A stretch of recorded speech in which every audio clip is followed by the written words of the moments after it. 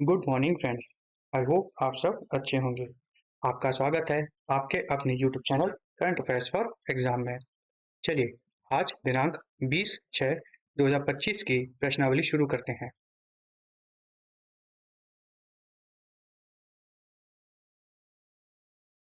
Germany के Munich शहर में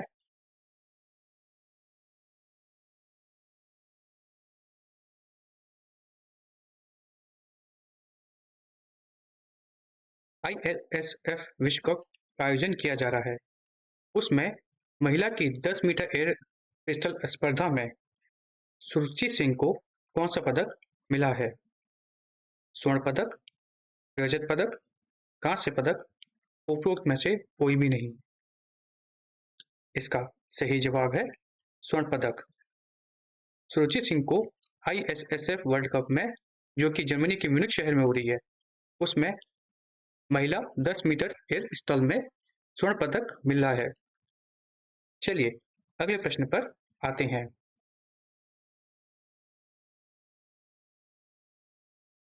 निम्नलिखित में से कौन सा देश आधिकारिक तौर पर भागीदार देश के रूप में ब्रिक्स में अभी हाल ही में शामिल हुआ है?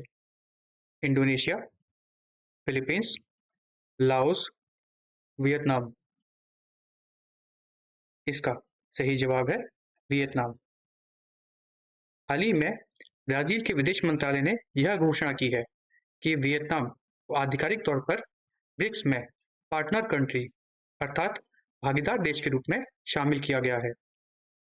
वर्तमान में ब्रिक्स में भागीदार देश जो हैं उनका नाम है Vietnam, Belarus, Bolivia, Kazakhstan, Cuba, Malaysia, Nigeria, Thailand, Uganda और उज्बेकिस्तान। चलिए अगले प्रश्न पर आते हैं। हाल ही में प्रधानमंत्री श्री नरेंद्र मोदी ने किस देश की प्रथम महिला को आंध्र प्रदेश में निर्मित चांदी के क्लच पर्स को उपहार में दिया है? Croatia, Canada, Cyprus, USA. इसका सही जवाब है क्रोएशिया। प्रधानमंत्री श्री नरेंद्र मोदी ने क्रोएशिया की प्रथम महिला फिलिपा कार्सेरा को आंध्र प्रदेश में निर्मित चांदी के क्लच पर्स उपहार में दिया है। हाल ही में प्रधानमंत्री को साइप्रस का सबसे ऊंचा सिविलियन अवार्ड भी मिला है। चलिए अगले प्रश्न पर आते हैं। भारत सरकार ने हाल ही में कितने रुपए के फास्टैग आधारित वार्षिक पास लॉन्च किया है? 2000, 3000, 4000, 5000। इसका सही जवाब है 3000। हाल ही में भारत सरकार ने कार, जीप, वैन जैसे निजी वाहन जो होते हैं उनके लिए 3000 रुपए का फास्टैग आधारित वार्षिक पास लॉन्च किया है। इसकी खासियत क्या है कि ये 200 टोल फ्री ट्रिप देगा या 1 साल तक इसे इस्तेमाल कर सकेंगे, फिर उसमें कितने भी टोल आपके आए, पर मैक्सिमम वो 200 टोल तक ही जा पाएगा। इससे लागत कम करने के लिए तथा टोल बूथों पर अक्सर कर जो वाद विवाद होते हैं उनको खत्म करने के लिए तथा राष्ट्रीय राजमार्गों पर निर्बाध प्रवाह बनाए रखने के लिए लाया गया है। इसका आधिकारिक तौर पर सोशल मीडिया के माध्यम से केंद्रीय मंत्री श्री नितिन गडकरी ने इसकी घोषणा की है। चलिए अगले प्रश्न पर आते हैं। हाल ही में निम्नलिखित में से किस राज्य में सबसे बड़े ऑटोमोबाइल गति शक्ति मल्टी मॉडल कार्गो टर्मिनल का उद्घाटन किया गया है? पंजाब, हरियाणा, महाराष्ट्र, तमिलनाडु। इसका सही जवाब है हरियाणा। हरियाणा में मारुति सुजुकी के मानेसर प्लांट में भारत के सबसे बड़े ऑटोमोबाइल गति शक्ति मल्टी मॉडल कार्गो टर्मिनल का उद्घाटन किया गया है। यह 492 करोड़ रुपए की लागत से बनाया जाएगा। अच्छा, यह पीएम गति शक्ति के राष्ट्रीय मास्टर प्लान के तहत पंजीकृत अर्थात रजिस्टर्ड है। चलिए अगले प्रश्न पर आते हैं।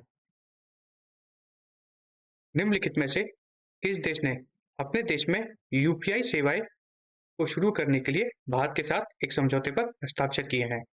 Cyprus, Japan, Indonesia, Canada. इसका सही जवाब है साइप्रस। हाल ही में साइप्रस ने अपने देश में यूपीआई सेवा शुरू करने के लिए भारत के साथ समझौते पर हस्ताक्षर किए हैं। यह जो समझौता हुआ है, ये भारत की तरफ से national payment corporation of India तथा साइप्रस की तरफ से यूरो बैंक जो है उनके बीच यह समझौता हुआ है। इससे पर्यटक तथा व्यवसायों को लाभ होगा। चलिए अगले प्रश्न पर आते हैं। कालीबाग अभयारण्य निम्नलिखित में से किस राज्य में स्थित है? पश्चिम बंगाल, तमिलनाडु, महाराष्ट्र, कर्नाटक। इसका सही जवाब है कर्नाटक। कालीबाग अभयारण्य कालीबाग टाइगर रिजर्व कर्नाटक में स्थित है। यह कर्नाटक के उत्तर कन्नड़ जिले में स्थित है। अच्छा, यह आजकल न्यूज में क्यों है? क्योंकि यहाँ पर पर्यटकों को बढ़ावा देने वाली चिंताओं तथा इसकी सीमाओं के भीतर अवैध रिसोर्ट जो कि हाल ही में एनटीसीए की जांच में आया है, चर्चा का कारण बना है, जिससे वहां के जो वन्य जीव हैं उनको नुकसान पहुंचने की संभावनाएं बनी हुई है। इस काली टाइगर रिजर्व को पहले हम लोग दांडली अंसी टाइगर रिजर्व के नाम से भी जानते थे। चलिए अगले प्रश्न पर आते हैं। जल गंगाधर संवर्धन अभियान हाल ही में निम्नलिखित में से किस राज्य में शुरू किया गया? कर्नाटक, मध्य प्रदेश, उत्तर प्रदेश, बिहार। इसका सही जवाब है मध्य प्रदेश। मध्य प्रदेश ने हाल ही में जल गंगा संवर्धन अभियान शुरू किया है। इसका उद्देश्य नागरी निकायों में जल स्रोतों, नदियों, तालाबों, कुआं तथा बावड़ी के संरक्षण और पुनरुद्धार करना है। इसमें स्वच्छ भारत अभियान के तहत उनकी साफ सफाई भी शामिल है। यह अभियान 30 मार्च 2025 से शिप्रा नदी पर शुरू किया गया था तथा यह 30 जून 2025 तक चलेगा। चलिए अगले प्रश्न पर आते हैं। निम्नलिखित में से कौन सा राज्य शहरी चुनावों के लिए ई वोटिंग प्रणाली अपनाने वाला पहला राज्य बन गया है? ये एक इंपॉर्टेंट प्रश्न है, आगे आ सकता है। बिहार, मध्य प्रदेश, कर्नाटक, उत्तर प्रदेश। इसका सही जवाब है बिहार। बिहार शहरी चुनावों के लिए ई वोटिंग प्रणाली अपनाने वाला देश का पहला राज्य बन गया है। यह बिहार के चुनाव आयोग द्वारा एंड्रॉइड आधारित मोबाइल ऐप का उपयोग करके ई वोटिंग की प्रणाली की जाएगी। इसमें प्रमुख रूप से 2 मोबाइल ऐप के माध्यम से यह काम किया जाएगा, जिसमें ई वोटिंग SEC BHR तथा जो कि सीडेक के द्वारा डेवलप की गई है वो इसमें इसका उपयोग किया जाएगा तथा एक बिहार स्टेट इलेक्शन के द्वारा या बिहार चुनाव आयोग के द्वारा जो ऐप उपयोग बनाया जाएगा उसका उपयोग किया जाएगा। इसका फायदा प्रवासी मजदूर, प्रवासी मतदाता, दिव्यांग मतदाता, गर्भवती महिला जो होती है वो, बुजुर्ग, वरिष्ठ नागरिक तथा गंभीर रूप से जो बीमार हैं उनको इसका सबसे ज्यादा लाभ मिलेगा। अच्छा, इसका सत्यापन FRS अर्थात फेस रिकॉग्निशन सिस्टम के द्वारा किया जाएगा, जिसमें वोटर वेरिफिकेशन इसके द्वारा किया जा सकेगा। चलिए अगले प्रश्न पर आते हैं।